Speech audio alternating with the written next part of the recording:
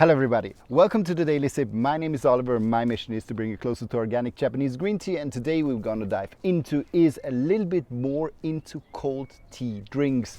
It is beautiful, sunny outside, it is warm, summer is coming along, and this is a little bit the time when I'm diving more into cold drinks. And when I talk about cold drinks, either I go for leaf teas or I go for a cold matcha. And today we're going to dive into the cold matcha drink, and we're going to have a look at it, how it is easy to prepare without the need of big utensils and highly complex ways to do it. So when we talk about matcha, we often talk about this guy here. So that's a so-called chasen, so it's a bamboo whisk, and this is the best utensil in our opinion still to create your matcha. But sometimes you don't have it, it's not clean, or you don't even possess one. So actually you don't have this, so we throw it away.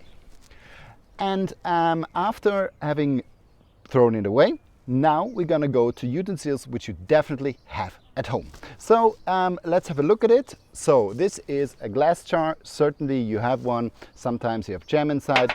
Can be also of this size. So today what I'm gonna use are two jars.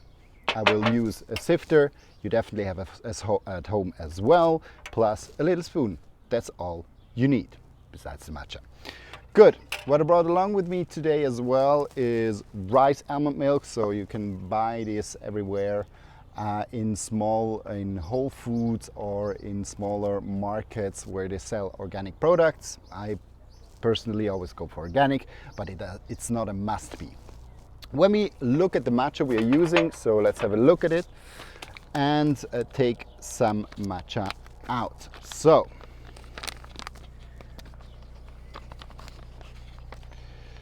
how much do we actually need? So I will do a normal glass, so that's a little bit the amount I'm using. So 1 teaspoonful. And now let's look at the quality. So we have a look at here. So you see the quality is not the deepest green, is not the strongest green. You can definitely use a matcha which is of second grade and doesn't have to be pinnacle grade for your latte, because the milk itself has quite a nice sweetness with it. The milk itself also brings a little bit of taste along, and the milk also kind of reduces a little bit the astringent taste which can come with a little bit lower quality matcha. But here in this case, super easy to use. Now it's quite a bit I'm using here, so you can also go a little bit stronger. If you like to kind of reduce the taste, then you definitely can use also a little bit less. So don't go that plain how I did it now with this spoon. So first I will take the big jar because I need a lot of space, because I want to shake it. So what I will do is that I will open it. So very well closed. What you can do is either you use water, or in this case I really don't use water at all. So what I will do is I will sift it. This is something I always suggest to do.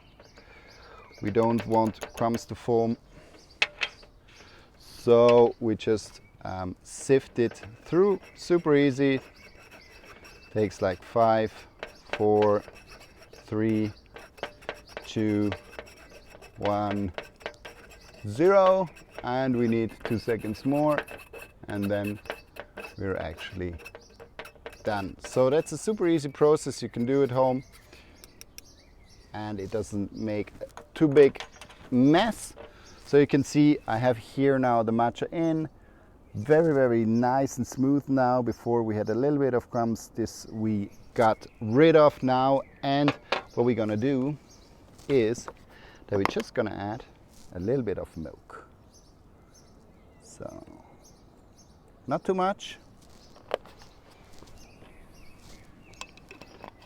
Then we have it here, voila. And now we're gonna shake it.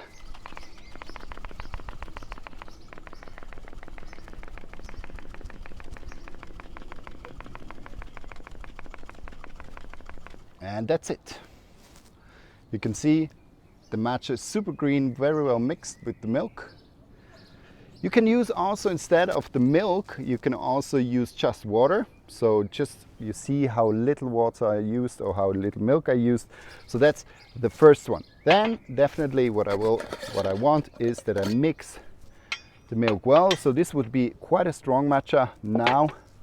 So what I will do, maybe put it back a little bit, use some more milk. That's a little bit the amount I'm using. These are around 150 milliliters, around, I would say, 5 to 6 ounces of milk. And I have 1 ounce more or less, which I mixed with the matcha. And I just put it here, and you will see how beautifully this now will mix.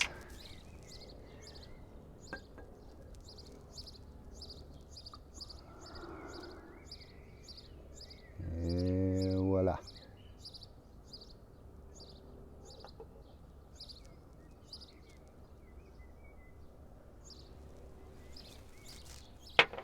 And that's it. Easy done. Summer drink within less than even 3-4 minutes. You have a summer drink, which is super easy to do. You saw how I mix the things together. Now, if I want to kind of shake this up a bit, I can definitely do it. Just shaking it a bit. And then I have a nice and smooth latte. You can definitely also use a little bit of honey. You can use a little bit of agave syrup. So whatever you want to sweeten it. Sometimes I'm eating a sweet, kind of a sweet with it. It can be a date, it can be something else. So very, very beautiful to just drink it, very refreshing. So let's have a sip.